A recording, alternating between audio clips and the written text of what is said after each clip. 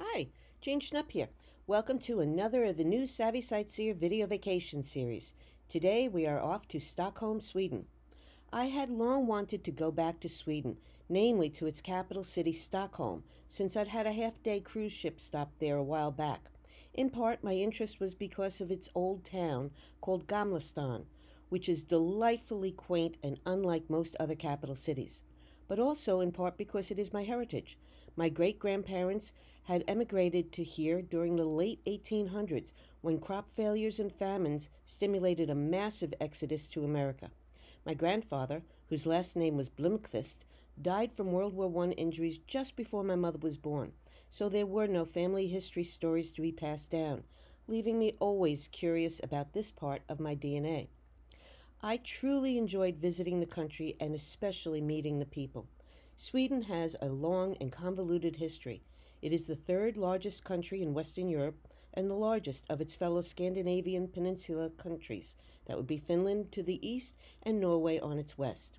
It's a little larger than California, but far less populated, and a good portion of its people live in or around the capital. As I said, Stockholm is truly unlike any other capital city. It is made up of 14 islands, connected by a network of 57 bridges.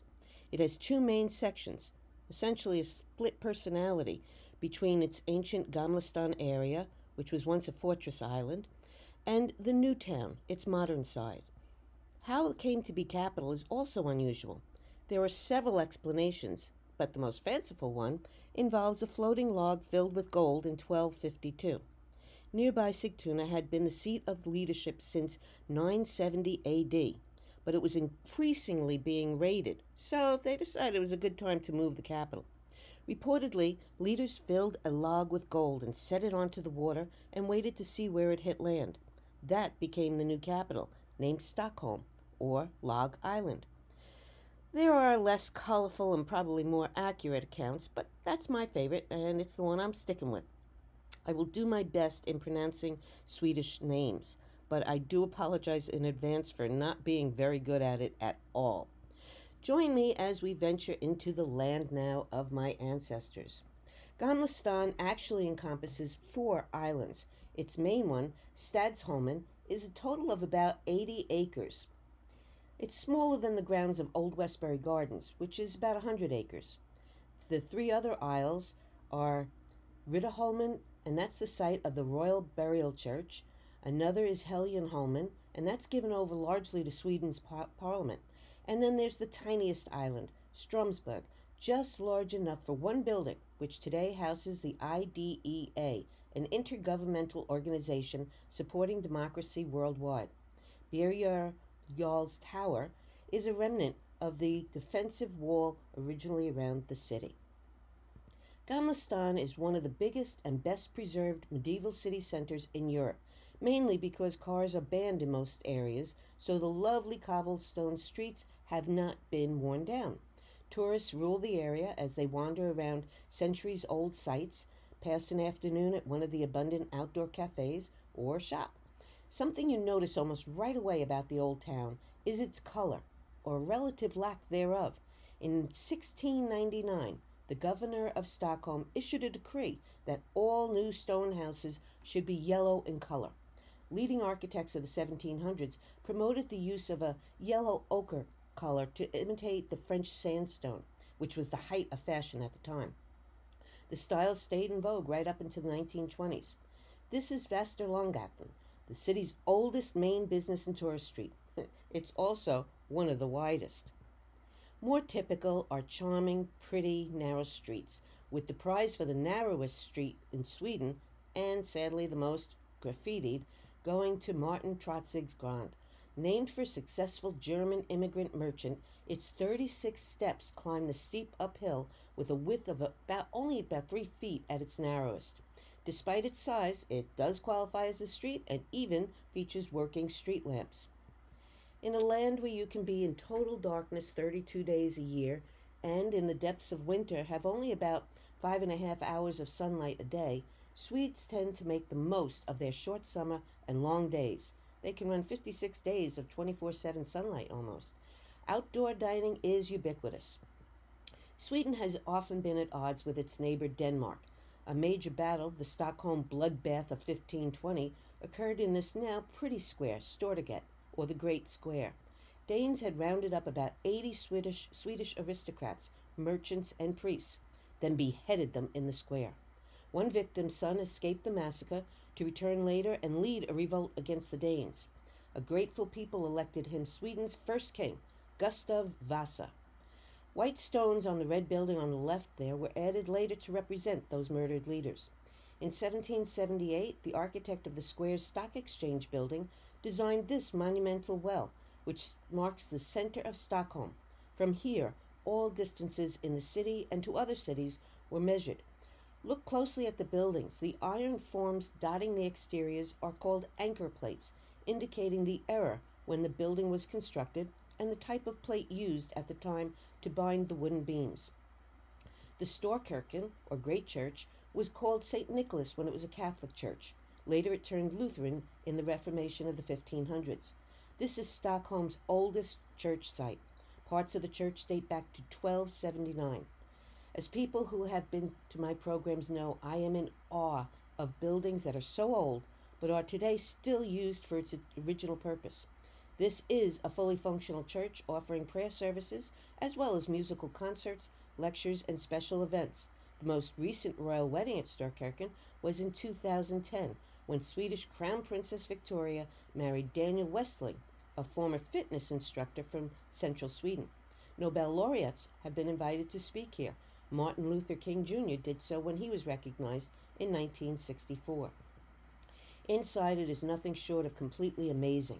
The 1650 silver altar is a 3-panel wooden carving with an ebony veneer on which are sculpted reliefs in silver.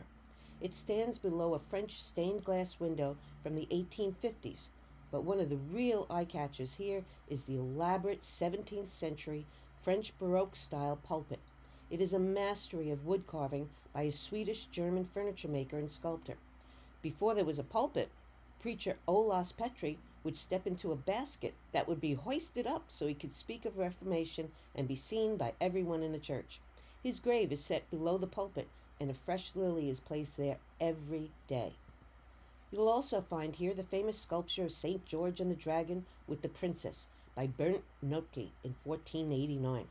Legend holds that a dragon was terrorizing the city when St. George came riding in and heard the sad tale from a princess, and then went on to save the day and slay the dragon. It commemorates the battle at Bruckberg, which occurred in 1471 when Sweden was attacked by their longtime opponents, the Danes. Sten Sture the Elder had prayed to St. George for Sweden's success, then thanked the saint for the pivotal victory by commissioning the statue. Notke used iron, gold leaf, and elk horn to embellish the 11-foot wood carving. One of Stockholm's most popular sites is much, much smaller than Notke's St. George. It's a quirky little statue, barely 6 inches tall. Meet Iron Boy, a little guy who has won the hearts of locals and tourists alike who rub his head for luck or wisdom, or drop coins by him. And no one would dare steal the coins or items from Stockholm's smallest icon for fear of retribution from the little guy who knows how to fend for himself. He reminds locals of the sturdy and resilient orphans who labored to haul cargo from sea ships to lake boats before the locks were built. It is said he sees everything and forgets nothing. Doting locals have supplied him with his own wardrobe of knitted scarves and hats. These items are regularly collected by the nearby Finnish church and donated to charity. Eventually, Gamla Stan became overpopulated. The fortress walls came down, and the entire region around the island grew. In the 17th century, the northern suburb of Norrmalm started bustling with expansion. It was once an open ridge on which the pivotal Battle of Bruckberg was fought in 1471. Sergels Torg is named in honor of the 18th century Swedish sculptor John Sergel, and it forms the center of the modern city. It was constructed on 2 levels to allow pedestrians free movement to the shops. It's also known as the Platen or the Slab, and is easily recognized for its unique gray and white triangular pattern pavement. It's a place where tourists and locals can enjoy a place to relax away from traffic. Another great place to chill out in the busy city is Zirgarden, or the King's Garden. It's the city's most popular meeting place and is known as Stockholm's living room. It's an oasis in the modern city. Originally cultivated in the 15th century to grow vegetables for the royal table, it is Stockholm's oldest park and a great people-watching spot and recreational center. In the summer, concerts and festivals take center stage, and in the winter, an ice skating rink is set up surrounding the statue of King Carl XIII in the middle of the park. That's a big draw during those long winter days. During the 16th century, the kitchen garden became a formal Renaissance garden, and in 1792 it was finally opened to the general public. Today, the 9-acre parkland features floral centers, shops, churches, museums, statues, restaurants. Basically, it's a hub offering something for everyone. On the city side of Stockholm, you'll also find a serious shopper's paradise that rivals New York City for high-end stores. Where several main roads converge is the city's most affluent shopping district, with exclusive Scandinavian and international brands like Gucci, Yves Saint Laurent, Armani, and Burberry. For a more easygoing shopping experience, there's Drottninggatan, which means Queen Street in Swedish. This is a premier pedestrian street that cuts right through the heart of Stockholm. Basically, it amounts to a mile-long shopping street. Kungstormen are twin-tower skyscrapers. The 16-story North Tower on the left was built between 1919 and 1924, and the taller 17-story South Tower on the right was built between 1924 and 1925. Together, they are considered the first modern skyscrapers in Europe. Today, they wouldn't even be considered very tall buildings. Both are just under 200 feet tall, but in the 1920s, they were quite a sensation. The look of them was modeled on the skyline of Lower Manhattan of the 1920s, where you had the MetLife building, built in 1909, and the Woolworth Tower in 1913. For the most part, Stockholm is a very easy city to get around in, especially Gamla Stan. That is very easily walkable. As mentioned earlier, it's only about 80 acres. The problem comes in that cobblestone streets and steep hills are not easy on the average walker. In the city, hills are an especially big problem and can involve a lot of steps. But in one area, at least, there's a much better option. Through Brookberg's Tunnel, about an eighth of a mile long shortcut exists for cyclists and pedestrians cut right through a ridge in the city center. It was engineered back in 1884 and took 2 years to finish. It's so unique inside, it's become a classic Instagram spot in Stockholm. Definitely, it was a surreal experience to walk through it. One of Sweden's more famous museums is the Nobel Museum, opened in 2001 in the old stock market building on Stortorget. Biographic videos feature about 900 recipients of the award that was funded as a legacy of Swedish native Alfred Nobel. He was a prolific inventor and scientist with enormous wealth that was generated from his 355 patents.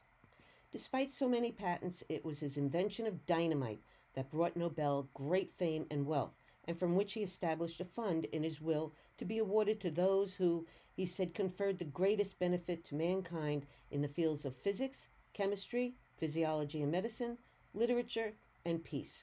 Recipients can come from any country. What his real motivation was in setting up the fund is questionable. Many believe it was to make amends for devastation brought by his invention of dynamite. After researching him, I wonder if it wasn't more of an ego issue. In 1888, he read an obituary mistakenly published in his local paper. It was his brother Ludwig who had died, but the paper published Alfred's obit, and he saw how he would be memorialized when his time came, and it wasn't pretty. They had referred to him as the Merchant of Death. So he set about changing his legacy and wrote a will to set up a fund.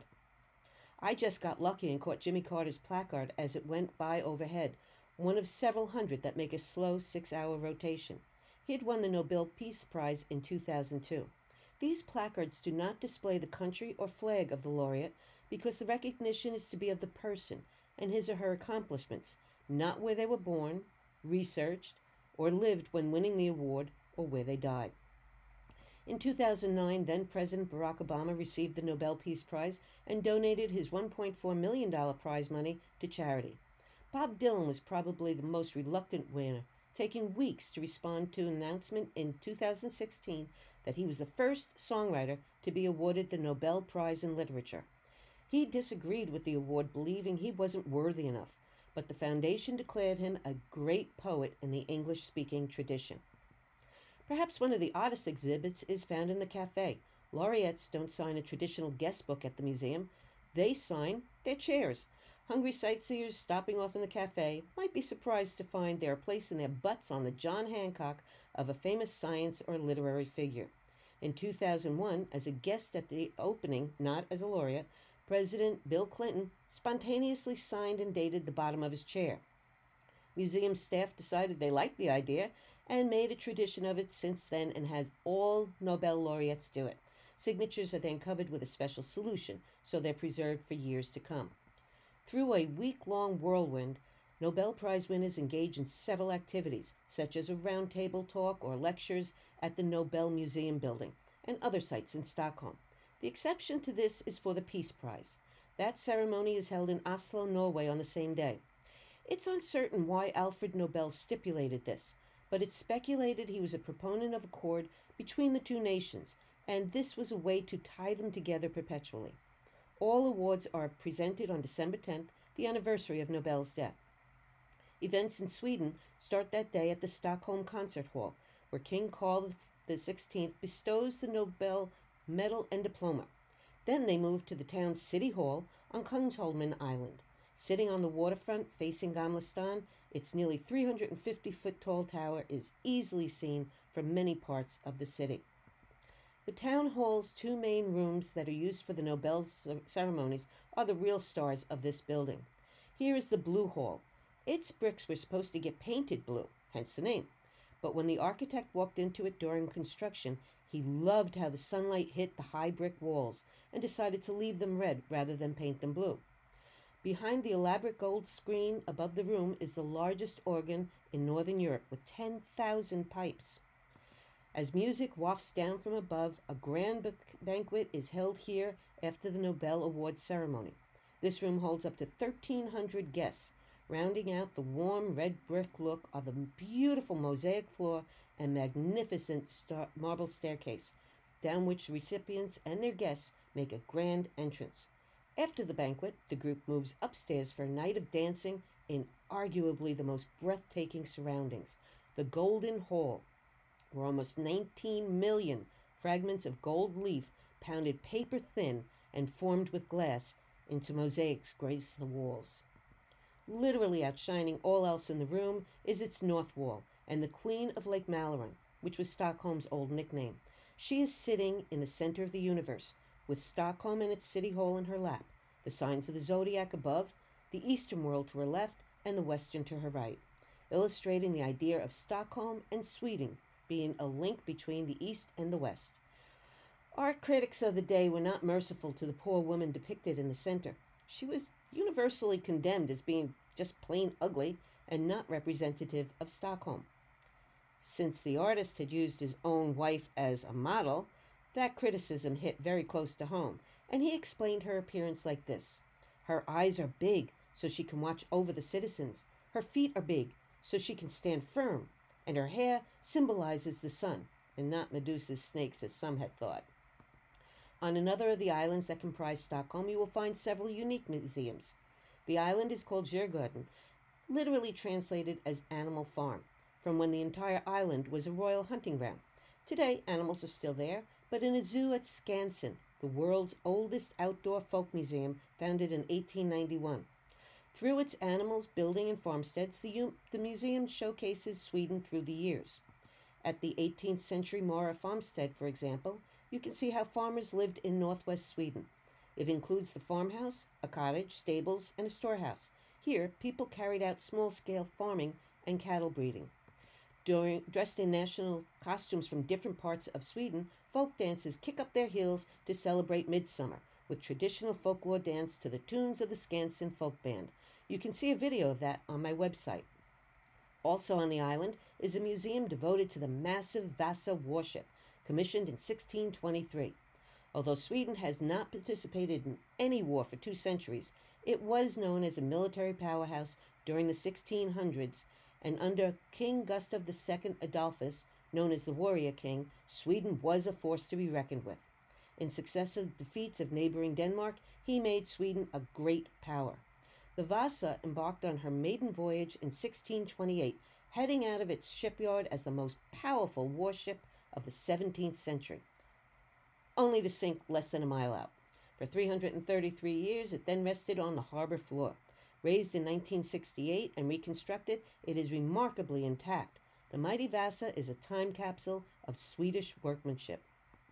Most of the several hundred sculptures were painted in very strong colors, and some were gilded in gold leaf.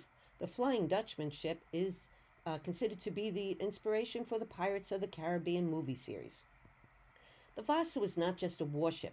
She was also a boatload of propaganda about Sweden and its king. About 700 sculptures, including 20 Roman emperors and decorations, tell a story of how powerful Sweden and Gustav II were, and their tremendous ambitions. When the warship left port, an excited crowd cheered her on. The crew were allowed to take their families and guests along for the first part of the passage, so there were about 150 people on the ship, and farewell shots were lobbed out from open gun ports. The departure was premature, though. The king, who demanded the Vasa be the biggest and best warship, was anxious to use it against Poland and insisted a quick end to the work, rushing to embark even with only 64 of its potentially 72 powerful cannons installed. Engineers argued the ship was top-heavy and unstable. After setting sail, the ship hit a breeze and heeled over to port. Those open gun ports let water rush into the ship, and within 40 minutes of setting sail, she was settling on the sea floor. 30 died on board.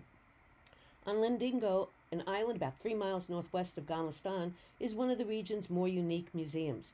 Milsgarden celebrates the work of Carl Mills, widely viewed as Sweden's greatest sculptor. The grand home and grounds he designed actually comprise the museum. The best feature is its garden, a stunning mix of columns, terraces, and his cleverly displayed sculptures that appear almost suspended in air. He sculpted in heavy, hard materials such as granite and bronze, and then paired the sculptures with the lightest of materials, water and air, and then placed them in fountains and raised them up so that they interacted with the sky. This set of 5 playing angels showcased Mills' characteristically slender figures. He reportedly said, "They play for the pleasure that you may joyfully report to heaven, and God will smile when he hears you."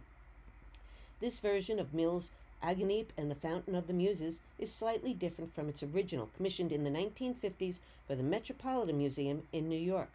The Met eventually realized the weight of the pool was too much for its building and shipped it off in 1982 to Brook Green Gardens in South Carolina. This Aganipe fountain features 3 instead of 5 muses and is a prominent feature of the lower terrace at Milsgarden. New York may have said goodbye to Aganipe, but the city still has a Mills, the 3-piece man and nature wooden sculptures on the west wall of the lobby of One Rockefeller Plaza. You can find copies virtually everywhere of one of his most famous pieces, The Hand of God. It epitomizes the artist's talent and insights. Mills reportedly said it represents mankind looking skyward and precariously balanced with an ability to rise or fall based in large part upon our own decisions. Mills moved to the U.S. in 1931 for a 20-year stint as a sculptor in residence at Cranbrook Academy of Art in Michigan. Also a little out of town is where the current monarchs live, using the grand royal palace in Stockholm only for receptions and state affairs, and preferring this former summer residence, Drottningholm, or the Queen's home, as their primary residence. Family members retain privacy in the southern wing, but the rest of the palace is open to visitors, and not just the humankind. Queen Sylvia recently noted, "There are small friends, ghosts. They're all very friendly, but you sometimes feel that you're not completely alone." To me, Drottningholm's sumptuous entrance is the most beautiful part of the palace. It actually makes the rest of the place not only dated, but a little shabby, surprisingly. Elaborate is an understatement. Full-size statues of the 9 muses adorn its banisters. Also on the grounds is a theater, the world's oldest, still preserved in its original condition from 1766. In 1753, King Adolf Friedrich presented his wife, Queen Lovisa, with a truly unique birthday surprise. It was a Chinese pavilion that he installed on Drottningholm's estate. At that time, all things Chinese were the latest fashion. So that she wouldn't hear all the banging and lumber deliveries, he had it constructed in Stockholm, then shipped and set up in one night to keep the gift a surprise. The original pavilion was replaced a decade later by an entire Chinese-inspired complex of buildings. Guards were housed in this distinctly unusual Turkish-style building that is cleverly designed to look like a tent, but it isn't. Unlike other elaborately outfitted buildings in the complex, the dining building's interior is relatively stripped down in keeping with its hush-hush purpose. The Confidence Pavilion, so named because royals could dine and chat here, secure in the knowledge that no conversation leaks would reach outside. And that's because the table rises from the floor already set for dinner, so no servants ever enter the room. That's why it's called the Confidence Room. There are 3 different styles of gardens on the palace's 315 acres, one that will suit your mood of the day. At the Chinese pavilion, the ground is left in a more natural state, a marked change from the very sculptured gardens closer to the palace. These are designed to remind visitors of Paris's formal Palace of Versailles gardens. Not quite, but that was the plan.